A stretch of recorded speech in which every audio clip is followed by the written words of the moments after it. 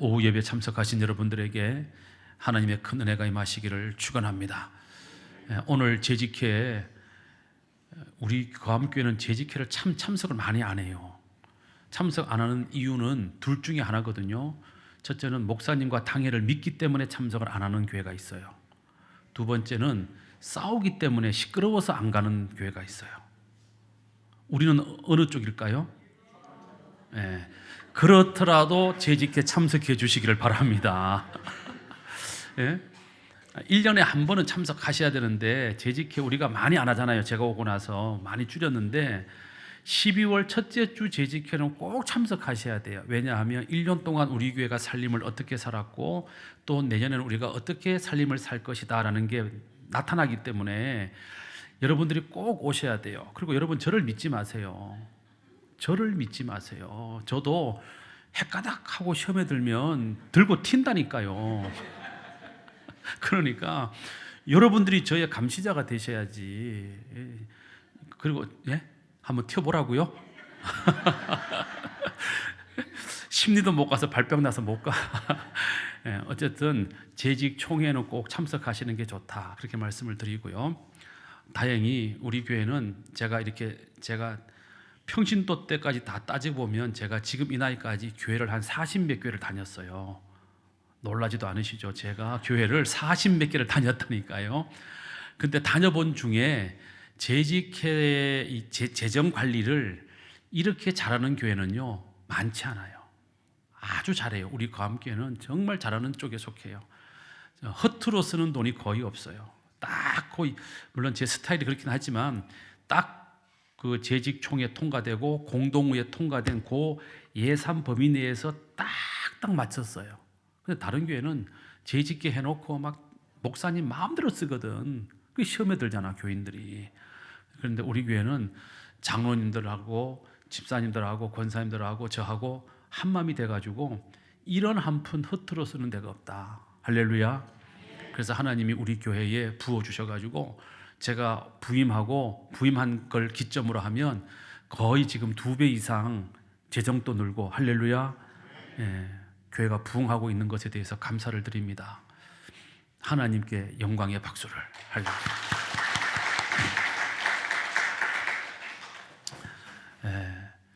오전에 제가 말씀을 드렸습니다. 이 절기 때는요 목사님들이 머리가 아파요.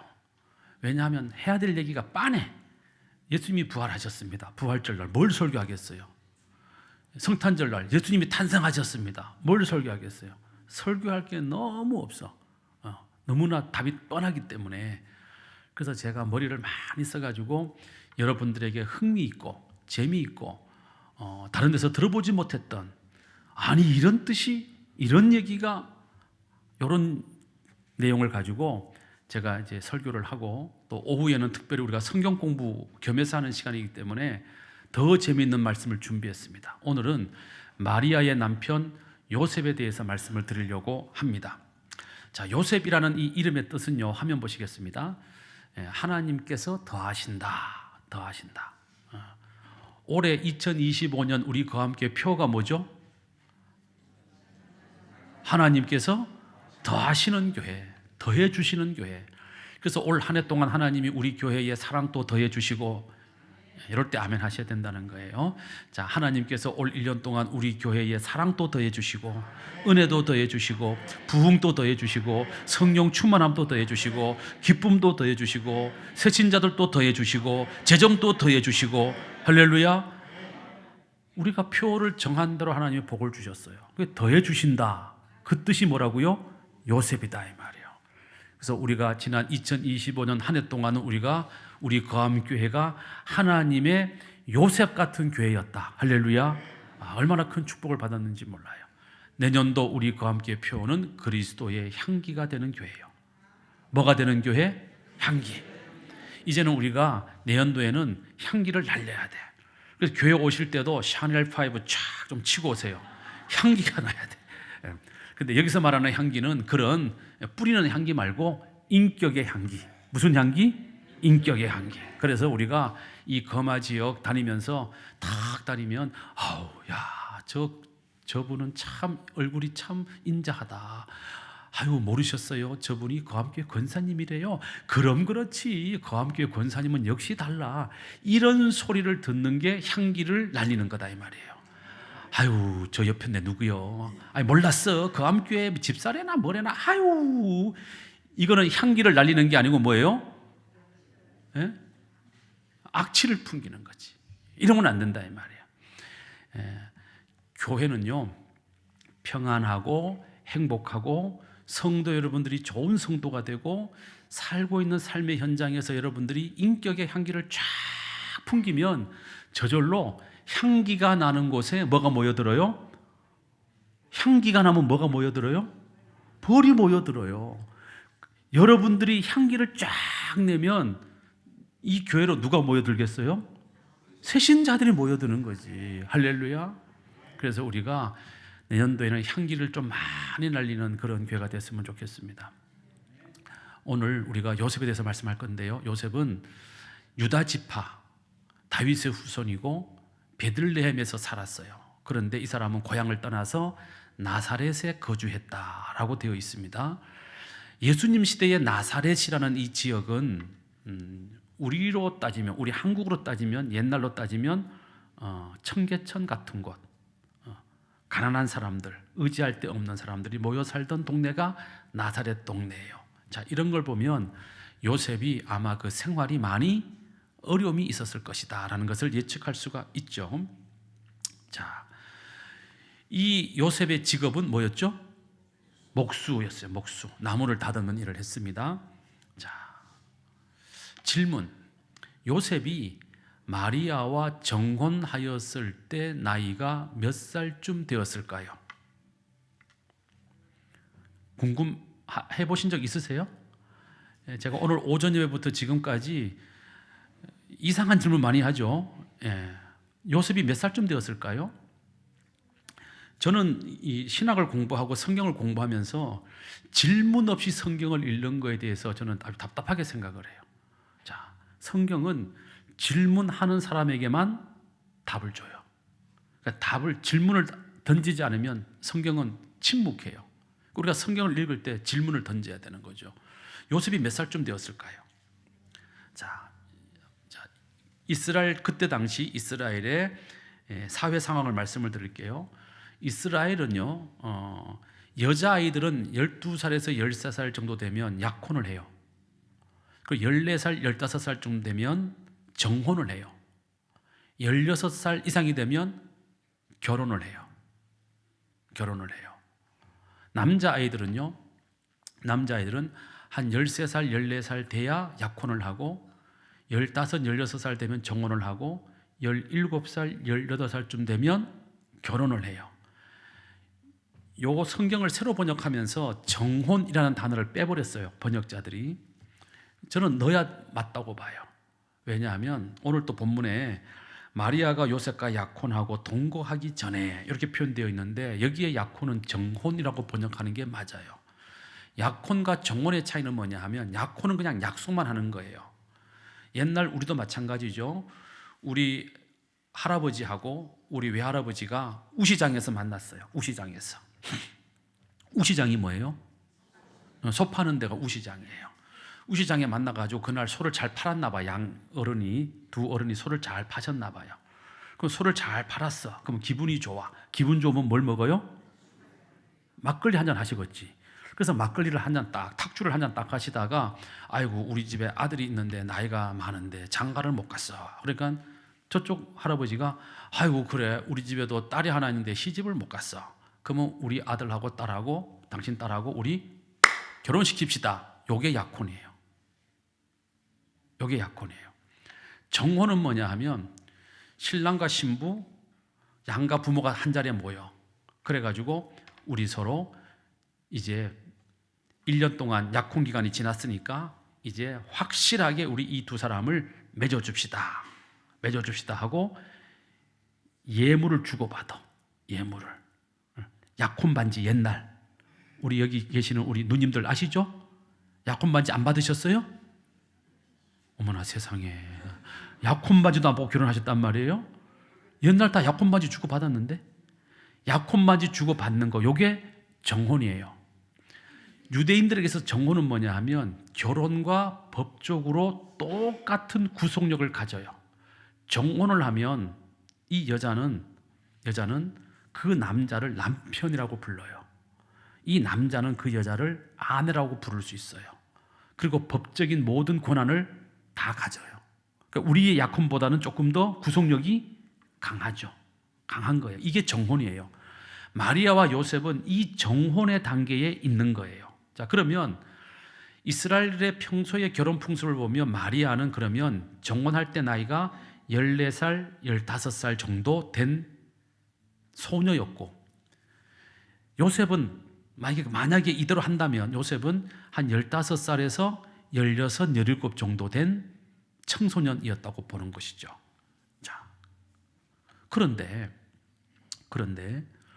성화, 마리아와 요셉을 그린 성화를 보면 이해가 되지 않는 부분이 있어요. 사진 보시죠.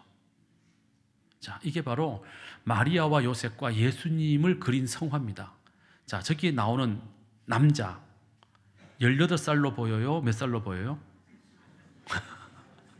사갔어. 사근 18살? 좀 늙어 보이죠? 네, 다음 사진. 자, 여기도 마찬가지. 마리아가 앉아 있고 요셉이 예수님을 안고 있는데 요셉의 얼굴이 어때요? 18살로 보여요? 아니면 몇 살로 보여요? 좀 늙어 보여요. 늙어 보여요. 자, 다음 그림. 자, 이것도 마찬가지야. 마리아가 예수님을 안고 있고 요셉이 지켜보고 있습니다. 이거는 더 늙어 보여. 완전히 할아버지 얼굴이에요. 이상하다 이 말이죠. 자, 다음 그림.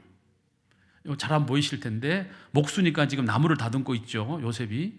여기도 마찬가지예요. 요셉이 18살로 보이지 않아요. 자, 그러면 성화를 그리는 화가들은 왜 요셉을 이렇게 나이 많게 그렸을까요? 일반적인 이스라엘의 결혼 풍습을 보면 마리아가 14살, 15살 정도면 요셉은 17, 18이 돼야 맞거든요. 근데 세계에 현존하는 모든 마리아와 예수와 관련된 그림에 나오는 요셉은 전부 다 뭐로 나와요? 노인으로 나온다 이 말이에요. 중늙은이로 나와. 이유가 뭘까? 자, 뿐만 아니라 오늘 본문을 잘 읽어보면 이 본문 속에 나오는 요셉의 태도와 자세도 17살, 18살로 보기에는 너무나 어른스럽다 이 말이에요. 예를 들면 마태복음 1장 19절 보면 그의 남편 요셉은 의로운 사람이라 그랬어요. 의로운 사람. 여러분, 17살, 18살 먹은 남자아이가 얼마나 의로워야 사람들로부터 의롭다라고 인정받겠습니까? 저도 17, 18살 지내왔는데 저도 좀 의로운 사람이에요.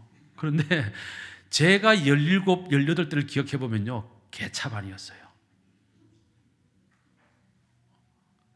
그러니까 17, 18살 먹은 남자애가 의롭다라고 인정받기는요, 불가능에 가까운 거예요. 사실, 그죠? 굉장히 어려워요. 성프란체스코 정도 되면 가능할지 모르겠어요. 근데 쉽지 않아요. 일반 사람은 17살에 18살에 의롭다라고 인정받는다? 거의 불가능에 가까워요. 그 나이 때는요, 전부 다 부모님한테 거짓말하고요, 엄마 참고서 사야 돼 해가지고 엄마한테 돈 받아가지고 다 오락실 가서 다 써버려요. 의로워요? 안 의로워요. 엄마 나 도서관 가야 돼. 나 독서실 가서 나 기말고사 공부해야 돼. 그래서 엄마한테 독서실비 비용 받아가지고 그 돈 가지고 딴 데 가서 놀아버려. 다 그렇게 크는 거예요. 남자아이들은. 네? 의롭지가 않아요. 자, 그 다음에 또 오늘 성경 말씀 보면 정혼하고 마리아가 아이를 가졌다는 소식을 요셉이 듣게 됩니다.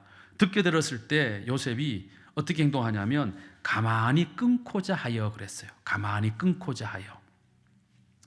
이것도 17살, 18살 그 혈기왕성한 아이의 모습은 아니잖아요. 뿐만 아니라 성령 하나님의 지시에 따라서 마리아와 어린 아기 예수를 데리고 500km나 떨어진 애굽으로 피신을 갑니다. 요셉이. 17살, 18살짜리 애가 과연 그렇게 했을까? 그런 의문이 들잖아요. 자, 이런 것들을 보면 성경에서 보여지는 요셉의 모습도 결코 17살, 18살 정도의 어린 청소년의 모습은 결코 아니다. 그보다는 훨씬 더 나이 많은 남자의, 성숙한 남자의 모습이다라는 것이죠. 그래서 마리아와 정혼했을 때 요셉의 나이는 우리가 생각했던 것보다 훨씬 더 많았을 거라고 여겨지는 것입니다. 자, 우리가 가지고 있는 이 성경 외에 이 성경을 이 66권을 우리는 정경이라고 해요. 뭐라 그런다고요? 정경. 이것을 우리가 캐논이라고 해요. 캐논. 뜻은 뭐냐면 잣대. 캐논 뜻은 잣대예요. 이건 무슨 얘기냐면 이 성경 66권은 잣대처럼 자와 같이 이 66권만 가지고도 우리의 신앙을 정확하게 측정할 수 있고 우리를 정확하게 재단할 수 있다는 거예요. 다시 말하면 이 66권 말고 다른 어떤 성경도 필요치 않다. 이 66권만 가지고도 하나님의 말씀을 전하고 믿음 생활하는 데는 이 66권만 갖고도 충분하다. 그런 뜻에서 우리는 이 66권을 캐논, 정경이라고 한단 말이에요. 이 정경 66권 속에 들어오지 않은 경전들이 있어요. 그 경전을 외경, 경전 밖에 있는 경전, 뭔가 굉장히 의미 있는 경전이고 좋은 내용이지만 굳이 이거 없어도 이 66권 갖고 충분히 하나님에 대해서 구원의 진리를 설명할 수 있어. 그래서 여기는 외경이에요. 외경. 그 다음에 위경이 있어요. 위경. 위경은 뭐예요? 완전히 이건 사기꾼들이 쓴 책이에요. 조작됐다 이 말이에요. 위경, 거짓으로 가득 차 있는 위경. 그래서 이 위경은 아예 우리가 제외하는 거죠. 그래서 신학한 사람들은 종종 이 외경을 읽어볼 때가 있어요. 그런데 거기 보면 외경 가운데 야고보 사도가 쓴 것으로 알려진 야고보 복음서가 있어요. 야고보 복음서. 이 야고보의 복음서에 보면 이렇게 돼 있어요. 마리아와 정혼할 당시 요셉은 사별한 아내와의 사이에 자녀를 둔 중년의 호랍이었다 라는 기록이 야고보 사도의 복음서에 기록되어 있어요. 성경에는 안 나오는 얘기죠. 근데 외경에는 그렇게 되어 있다는 거예요. 다시 말하면 요셉이 마리아와 정혼할 당시 요셉은 이미 한 번 결혼을 했었고 그 아내는 죽었고 그 아내와의 사이에 자식도 있었다라는 거예요. 다시 말해서 상당히 나이가 적었다 많았다라는 증언을 하고 있는 것이죠. 이 야고보의 복음 말고도 13세기 말에 이탈리아의 제노바의 대주교였던 야코부스 아 보라지네라는 사람이 있어요. 자, 이 사람이 쓴 책 가운데 황금전설이라는 책이 있어요. 황금전설. 이거 번역되어 있어요. 사서 읽어보시면 재미있어요. 한번 사서 읽어보시길 바랍니다. 황금전설인데 영어로 뭐라고 되어 있죠? 밑에 보면 가로 열고 뭐라고 써놨죠?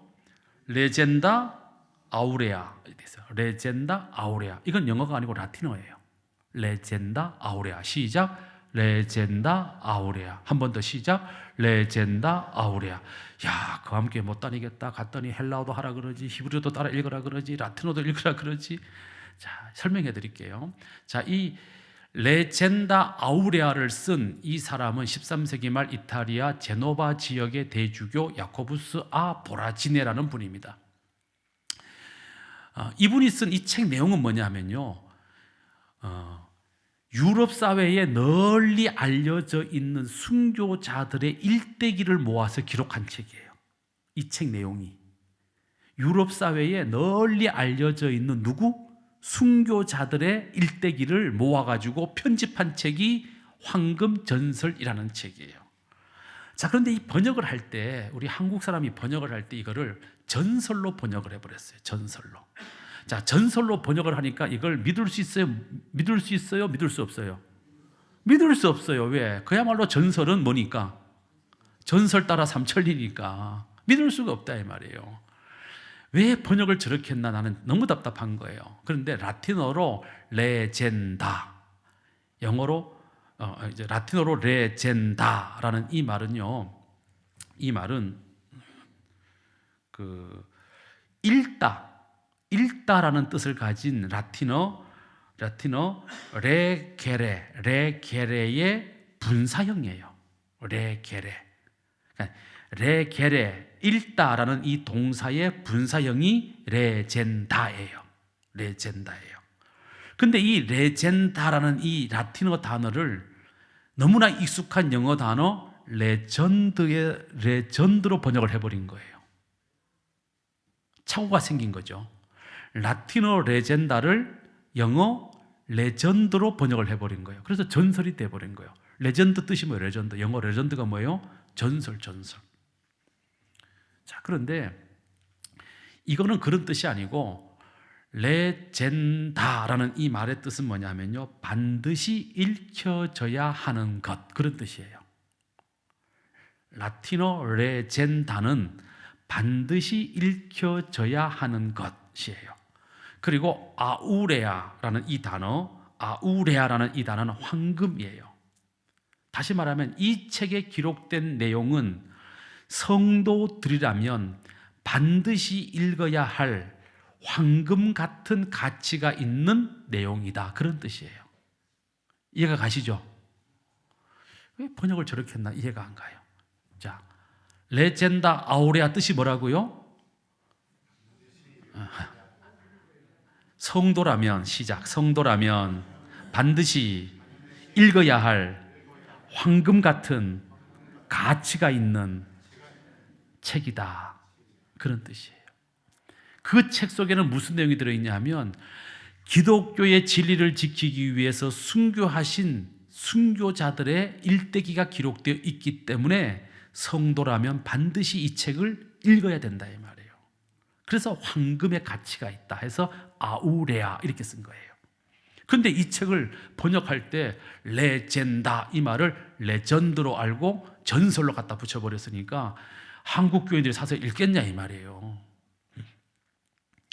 어쨌든 자, 이 책에 이제 나오는 얘기를 하려고 그래요. 이 책에 나오는 요셉의 얘기를 제가 하려고 그래요. 이 책에 보면 마리아의 아버지의 이름은 요아킴, 어머니의 이름은 안나였어요.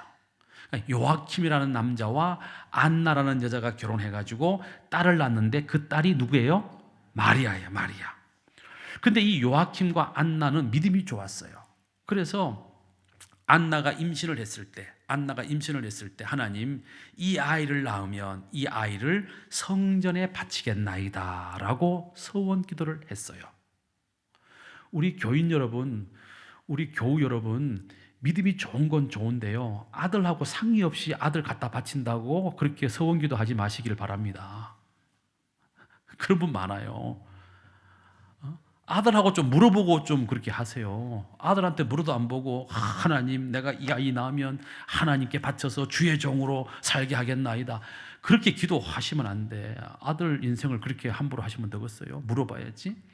그래가지고 이 요아킴과 안나가 딱 애를 낳는데 아들인 줄 알았는데 뭐가 나온 거예요? 딸이 나온 거야. 이거 바쳐야 돼, 말아야 돼? 바쳐야 돼, 말아야 돼? 그러나 서원은 서원이니까 안 바칠 수가 없잖아요. 그래서 마리아가 3살 되었을 때, 이 얘기는 뭐냐면 젖을 뗐을 때 이 말이에요. 젖을 뗐을 때, 마리아가 3살 됐을 때. 그래서 사무엘도 젖을 떼고 성전에 갖다 바치잖아요. 그때가 3살쯤 됐다 이 말이에요. 그래서 이 마리아도 요아킴과 안나, 아버지와 어머니가 이 3살 된 마리아를 데리고 이제 성전으로 올라갑니다. 왜? 서원했으니까. 어디 바치기로? 성전에 바치기로 약속해서 가요. 성전에 갔는데 성전은 높은 산 위에 있고 그 성전 제단에 올라가는데 계단이 15개가 있었어요. 15개가 있었어요. 15칸. 그래가지고 그 제단 앞에다가 마리아를 그 계단 앞에다가 딱 내려놓고 엄마 아빠가 얼마나 참 마음이 아프겠어요. 아들도 아니고 딸을 바쳐야 되니까 얼마나 마음이 아프겠어. 그래가지고 이 요아킴과 안나가 그 계단을 못 올라가고 쭈삣쭈삣 하고 있는데 세상에 그 3살밖에 안 된 마리아가 성큼 걸어가지고 그 계단을 15개를 올라가가지고 제단 앞에 가서 무릎을 딱 꿇고 기도하기 시작을 했어요. 제 얘기 아니에요. 여기 황금전설 레젠다 아우레아에 나오는 얘기예요. 그래가지고 이제 어쩔 수 없이 이제 거기서 기도를 했는데 요아킴과 안나는 그렇게 이제 딸을 성전에 바치고 집으로 돌아갈 수밖에 없었습니다. 왜? 서원했으니까 집으로 돌아가요. 그런데 당시 성전에는 그렇게 바쳐진 아이들이, 남자도 많고 여자아이들도 많고 성전에 바쳐진 아이들이 굉장히 많이 있었어요. 굉장히 많이 있었어요. 세월이 흐르고 흘러갑니다. 그리고 마리아가 14살쯤 되었을 때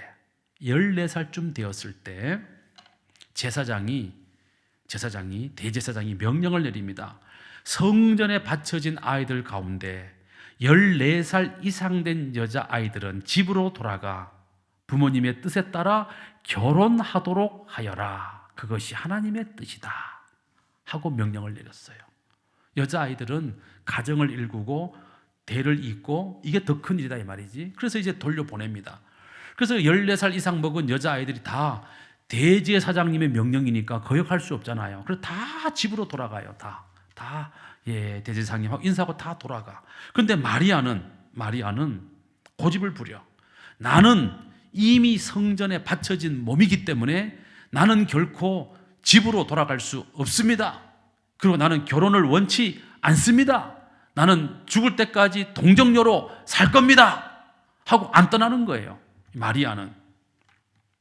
그 대제사장이 곤란해졌잖아요. 다 갔는데 성전에 지금 이 14살 된 마리아만 딱 남아있는 거예요. 여자아이가. 얼마나 머리가 아프겠어요. 그래가지고 원로들을 다 소집을 했어. 소집을 해가지고 회의를 합니다. 원로 여러분, 저 마리아라는 여자아이가 집으로 안 돌아가고 결혼할 나이가 됐는데, 정혼할 나이가 됐는데 집으로 안 돌아가고 저렇게 고집을 부리고 있으니 이걸 어떻게 하면 좋겠습니까? 원로들이 무슨 뾰족한 수가 있어요? 그래서 우리가 이렇게 교회 생활 해보면 입장 난처할 때 목사님이 늘 하는 말이 뭐죠? 네? 기도해 봅시다 그러잖아요. 기도해 봅시다. 그래서 원로들도 아이고 그 대제사장님 그거 너무 머리 아파하지 말고 기도해 보세요. 기도하면 하나님이 알려줄 겁니다. 그래서 대제사장이 기도하기 시작을 합니다. 기도를 한참 하고 있는데 하나님이 응답을 했을까요? 안 했을까요? 하나님이 응답을 했어요? 안 했어요? 했어요. 해가지고 어떻게 답이 왔냐 하면 다윗 가문의 남성들 가운데, 다른 집은 빼고 다윗 가문의 남성들 가운데 결혼하지 않은 남자들은 막대기를 들고 이 제단으로 올라와서 제단에다가 그 막대기를 바치도록 해라. 그때 그 막대기에 잎이 나는 남자는 마리아와 결혼해야 할 것이다. 하나님이 응답하셨어요. 그렇게. 그래서 대제사장이 선포를 했어요. 유다 지파 다윗 가문에 있는 모든 남자들 가운데 아직 결혼하지 못한 총각이나 사별한 남자나 이혼한 남자나 어쨌든 결혼을 해야 될 남자들은 모두 막대기 한 개를 들고 모두 몇 월 며칠 몇 시까지 이 성전에 올라와 하나님께 그 제단에 그 막대기를 뭐해라? 바쳐라 하고 명령을 내렸어요. 그러자 유다 지파 다윗 가문에 있는 남자들이 전부 아이고 이게 무슨 일이래 하고 알아보니까 세상에 성전에 바쳐진 여자아이 가운데 14살짜리 마리아라는 여자가 있는데 제사장이 집으로 가라 해도 집에 안 가고 저렇게 있으니 하나님이 이 마리아의 짝을 지워주시려고 대제사장에게 감동을 주시고 응답을 해서 올라오라고 그런다. 남자들 다 오라고 그런다. 이제 우리 중매 보러 이제 얼굴 선보러 가야 된다 이 말이지. 그래가지고 유다 지파 다윗 가문의 모든 남자가 이제 막대기 하나씩 들고 이제 성전으로 올라가는 거예요. 올라가는 거야. 근데 요셉은 아니 지금 내 나이가 몇 살인데 그리고 내가 이미 결혼을 한번 했고 애도 하나 있는데 내가 어떻게 이렇게 나이 많은 내가 어떻게 14살 먹은 소녀한테 새장가를 갈 수 있냐. 이거는 있을 수 없는 일이다. 맞아요? 틀려요? 맞잖아요. 있을 수 없는 일이다. 그래가지고 이 요셉은 아예 후보자로서의 자격을 상실하기 위해서 막대기를 안 들고 가요. 안 갈 수는 없잖아. 가긴 가야 될 거 아니에요. 출석을 부르니까. 가긴 가야 되는데 자기는 출마를 안 하겠다고 막대기를 아예 안 가지고 올라가는 거예요. 그리고 올라갔더니 대제사장이 한 명씩 이름 부르면 와서 막대기를 올려놓으시오 해서 박상문 턱 아무 일도 없어. 박창석 턱 아무 일도 없어. 다 했는데 아무 일도 없어. 점점점 사람이 없는 거야. 다 떠나가고 아무도 없어. 이제 남은 사람은 몇 명 안 되는데 요셉이 차례가 됐어요. 요셉 차례가. 근데 요셉은 뭐가 없어요? 막대기가 없는 거야. 그 대제사장이 아니 이보시오, 당신은 어떻게 대제사장이 명령을 내렸는데 막대기를 왜 안 가지고 왔어? 그러니까 예, 그건 뭐 아무거나 들고 올라가지요. 그리고 옆에 버려진 막대기 아무거나 휙 주워가지고 올라갔어요. 가가지고 올려놓으시오 하고 탁 올려놨는데 세상에 그 마른 막대기에 뭐가 났어요? 싹이 났어. 잎이 펴버렸어. 그래 가지고 그 잎이 싹 나더니 점점 피어나가지고 무성해졌는데 거기에 비둘기 한 마리가 싹 내려왔어요. 여러분, 성경에서 비둘기는 뭐의 상징이죠? 성령의 상징이지. 비둘기가 싹 내려왔어. 그걸 보고 대제사장이 옳다구나. 하나님이 점지해 놓은 마리아의 신랑이 바로 이 사람이구나. 그래서 두 사람이 결혼했다는 전설 따라 삼천리 같은 얘기가 황금전설의 레젠다 아우레아라는 책에 기록되어 있다 이 말이에요. 네? 자, 이런 여러 가지 정황과 교회의 전승들을 종합해서 학자들 사이에서는 마리아와 정혼할 당시의 요셉의 나이를 40살 이상은 되었을 것이다 라고 봐요. 40살 이상.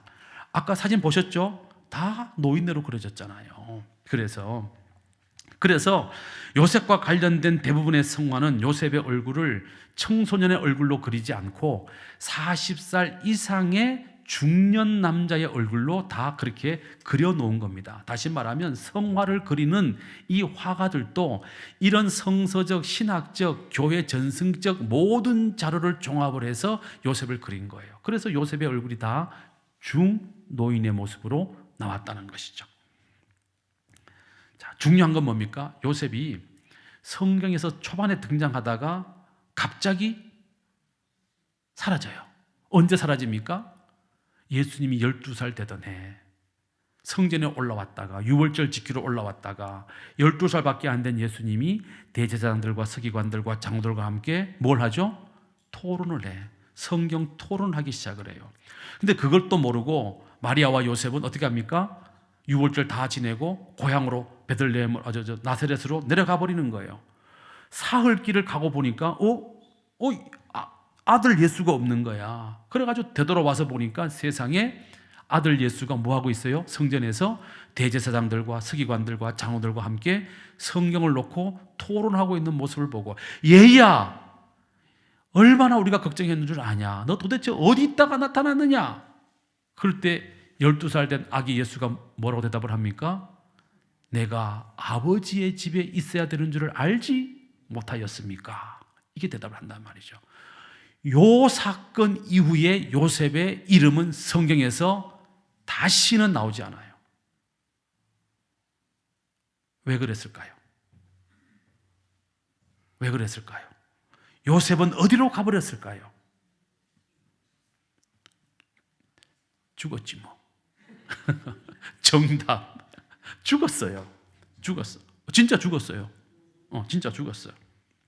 그래서 학자들은 예수님이 공생애를 시작하기 전에 이 요셉이 죽었을 거라고 봐요. 자, 기록에 의하면 요셉은 AD 14년경에 죽은 것으로 기록이 있어요. AD 14년. 자, 그러면 예수님이 BC 4년에 태어났으니까 AD 14년에 죽었으면 요셉이 죽을 당시에 예수님의 나이는 몇 살이었을까요? 예? 산수를 잘해야 예수를 잘 믿어요. 자, AD 14년, 거기서 또 4년이 올라가야 돼. BC 4년까지. 그럼 몇 년 합치면 18년. 다시 말하면 예수님이 18살쯤 되었을 때 요셉은 죽었다. 이렇게 보는 거예요. 죽었다. 자, 그러면 아까 제가 말씀드린 것처럼 요셉이 마리아에게 장가들 때 나이를 40으로 보면, 그럼 40 더하기 18년 하면 요셉은 몇 살에 죽은 거예요? 58세에 죽은 거예요. 저는 이 사실을 알고 너무너무 감사했어요. 왜? 저는 요셉보다 조금 더 살고 있거든요.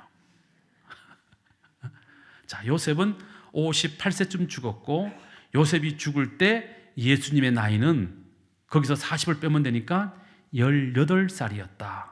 그래서 예수님은 18살 때부터 그 집안의 장남으로서 아버지를 대신하여, 육신의 아버지 요셉을 대신하여 목수의 일을 하면서 동생들을 먹이고 어머니를 봉양했다. 이렇게 볼 수가 있는 것이죠. 자, 이거는 제가 그냥 대충 통밥 들어서 하는 얘기가 아니에요. 제가 근거가 있기 때문에 드리는 말씀이에요. 자, 그래서 이런 주장에 대해서 서울신학대학교, 성결교단신학교죠. 서울신학대학교의 신약학 교수였던 이상훈 박사라는 분이 계셨어요. 이상훈 박사님. 키도 작은 분인데 정말로 한국에서는 신약학으로는 아주 대가였던 분이에요. 대가였던 분. 제가 한신대학원 가기 전에 서울신학교 대학원에 제가 시험을 본 적이 있어요. 학부 졸업할 때. 그때 제가 이분 앞에 가서 제가 면접고사 봤어요. 면접고사. 왜? 제가 신약학 공부하러 이상훈 박사한테 가서 배우려고 제가 서울신대 원서 넣어가지고 제가 구술시험 보러 갔거든요. 이상훈 박사님. 이분이 이런 얘기를 했어요. 자, 대부분의 학자들은 마리아와 정혼한 시기 요셉의 나이를 40세에 이르렀던 것으로 추정한다. 이게 대부분의 학자들의 이론이다 이 말이에요. 성전에서 12살 예수를 찾았을 당시 요셉은 50세를 넘긴 나이였을 것이고, 이후 성경에서 요셉에 관한 기록을 찾을 수 없었던 이유도 그가 고령으로 자연사했기 때문이고, 이렇게 나이 많은 요셉을 그러면 하나님이 선택하신 이유는 뭐냐 하면 15살 정도 되는 마리아와 어린 아기 예수를 책임지고 보살펴야 했기 때문에 이 정도 나이의 남자가 필요했다라는 거예요. 이해가 가시죠? 이해가 가요? 안 가요? 안 가면 빨리 안 간다고 말씀하시오. 또 제가 또 설명을 하지. 이해가 가시죠? 자, 15살밖에 안 된 동정녀가 아기를 가졌어. 사회로부터 지탄을 받을 수 있어요. 그 지탄의 방패막이가 될 남자가 필요해요. 그 15살밖에 안 된 애가 아기를 낳았어요. 그 아기와 그 여자애를 먹여 살리고 보호해줄 보호자가 필요해요. 그러려면 그 정도 사회적 경험이 있는 남자가 필요했다라는 것이죠. 자, 오늘 본문 말씀을 통해서 우리는 요셉이 마리아와 아기 예수의 보호자가 될 수밖에 없었던 그의 됨됨이를 우리가 알 수가 있어요. 첫째, 화면 보시죠. 요셉은 무슨 사람이었다? 의로운 사람이었기 때문입니다. 의로운 사람. 나이만 많다고 마리아와 예수님의 보호자가 될 수 있는 것은 아니죠. 의로운 사람이었기 때문에. 그럼 의롭다는 게 뭐냐? 하나님과 사람 앞에서 율법을 충실히 지키는 정직하고 고든 상태를 의롭다라고 말합니다. 그러니까 요셉은 직업은 목수였지만 사람 됨됨이는 굉장히 올바르고 정직하고 고든 사람이었다는 거예요. 그렇기 때문에 이런 요셉에게 마리아와 요셉을 맡겨야 예수님이 공생에 가기 전까지 이 요셉이 어린 아기 예수를 잘 보살피는 이 책임을 끝까지 완수할 수 있겠다라고 하나님이 판단하신 것이죠. 하나님 앞에서나 사람들 앞에서 우리가 의롭다라고 인정받으려면 상당히 오랜 시간이 지나야 돼요. 왜냐하면 사람은요, 누구나 의로운 척 할 수 있어요. 정직한 척 할 수 있어요. 깨끗한 척 할 수 있어요. 그런데 의로운 척 했는데 의롭지 않은 사람들 얼마나 많습니까? 정직한 척 했는데 정직하지 않은 사람들이 얼마나 많습니까? 깨끗한 척 했는데 깨끗하지 않은 사람들이 얼마나 많습니까? 시간이 한참 지나면 그게 다 어떻게 돼요? 다 드러나게 돼 있어요. 근데 요셉은 이미 40이 됐다며, 40. 다시 말하면 요셉은 어릴 때부터 40살 될 때까지 사람들이 쭉 지켜본 결과, 아, 이 사람은 정말 정직해. 이 사람은 고든 사람이야. 이 사람은 바른 사람이야. 이 사람은 율법을 잘 지켜. 이 사람은 깨끗해. 라고 모든 사람이 인정할 정도의 의로운 사람이었다는 거예요. 두 번째, 요셉은 사랑의 사람이었다. 무슨 사람이라고요? 사랑의 사람이었다. 대부분의 경우 있잖아요. 법을 잘 지키는 사람일수록 사랑과 용서가 부족해요. 왜? 내가 법을 철저하게 지키는 것만큼 다른 사람도 법을 철저하게 지키기를 원하기 때문에 그렇습니다. 그래서 법을 철저하게 지키는 사람은 다른 사람의 작은 실수를 용납하지 않습니다. 저같이 교통 질서를 철저하게 지키는 사람은요, 교통 질서 무시하고 운전하는 애들 보면 화딱지 납니다. 제가 목사만 아니면 쫓아가가지고 모가지를 확 비틀고 싶어요. 법을 잘 지키는 사람은 그렇지 않은 사람에 대해서 절대로 용납이 안 돼요. 용서가 안 돼요. 뭐가 부족한 거예요? 사랑이 부족한 거예요. 자, 그런데 요셉은요, 정혼한 아내 마리아가 자기와 동거도 하기 전에 아이를 가졌다는 사실을 듣고 가만히 끊고자 하였다라고 했어요. 가만히 끊고자 했다.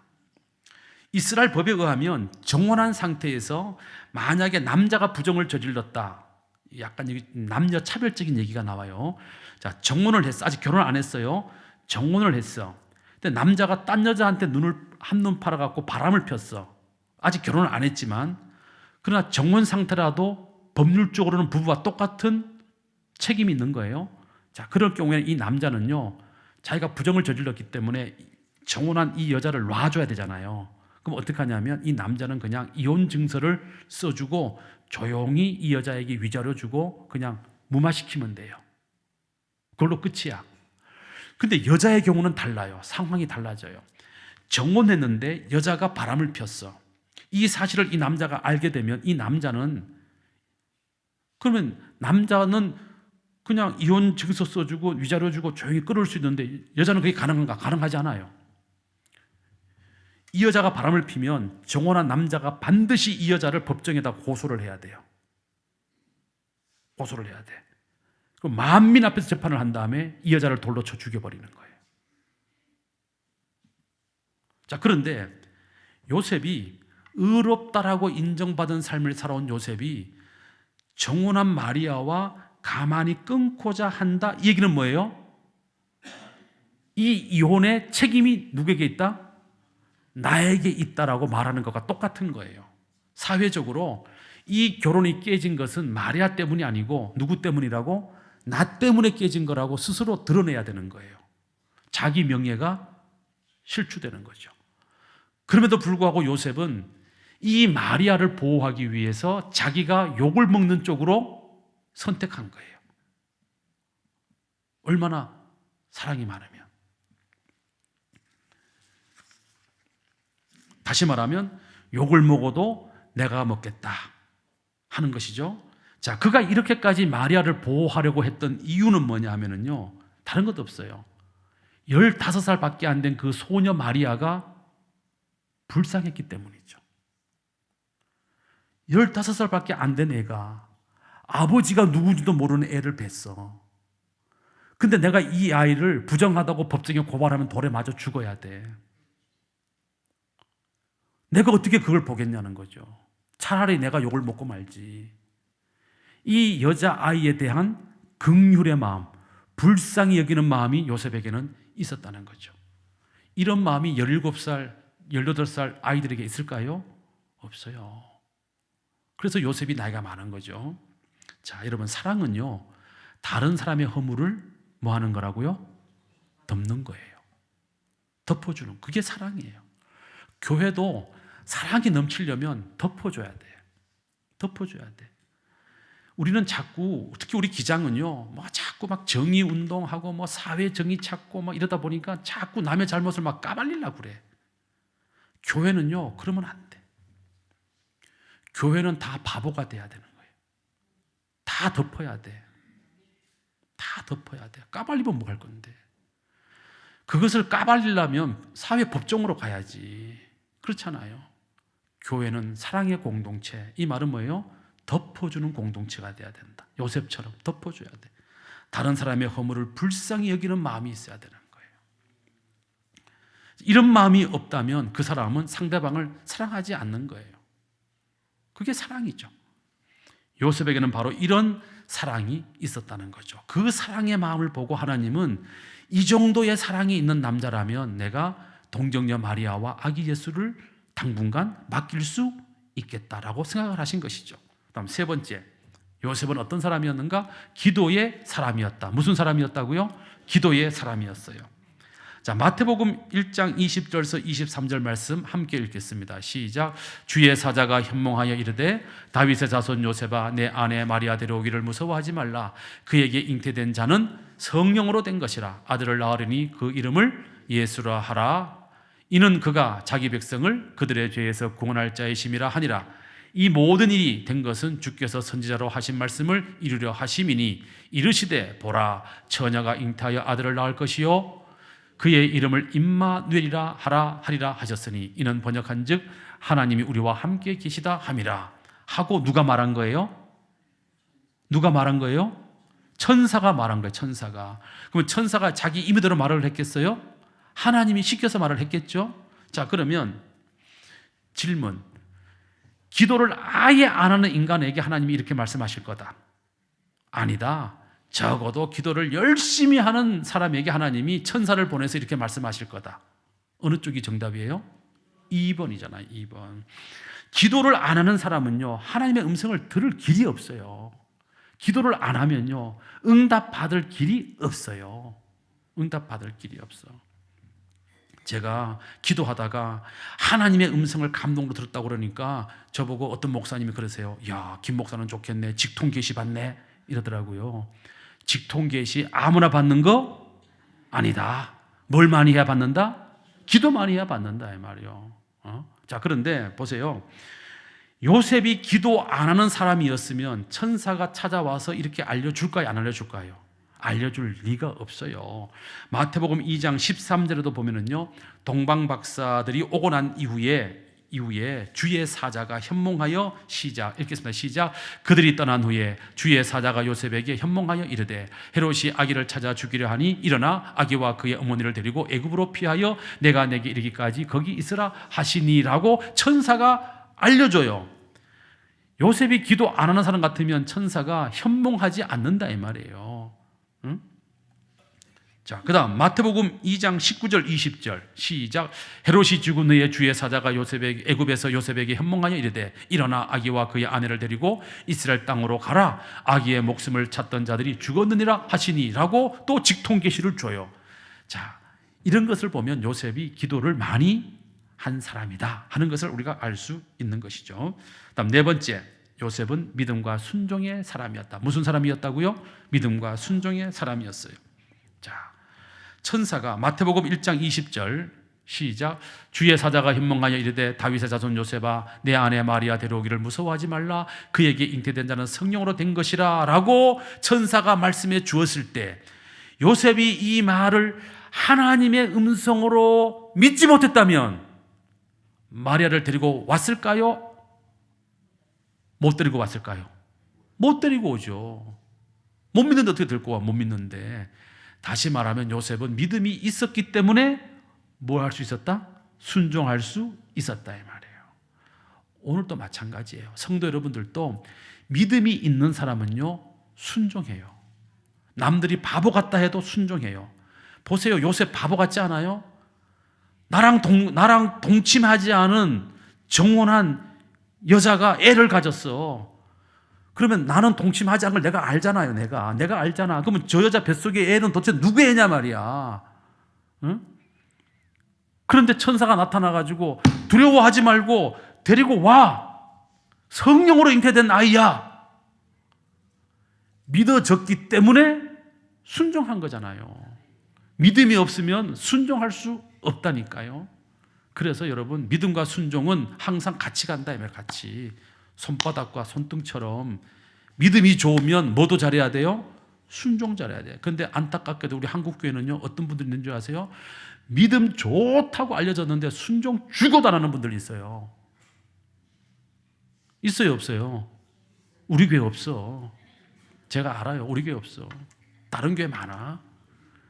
믿음 좋다고 막 목에 힘 빡빡 주고요. 막 믿음 좋다고 막 엄청 막 설쳐. 근데 순종은 죽어도 안 해. 담임 목사 말 요만큼도 안 들어. 당회 결정 요만큼도 안 따라줘. 믿음이 없는 거예요. 그거는.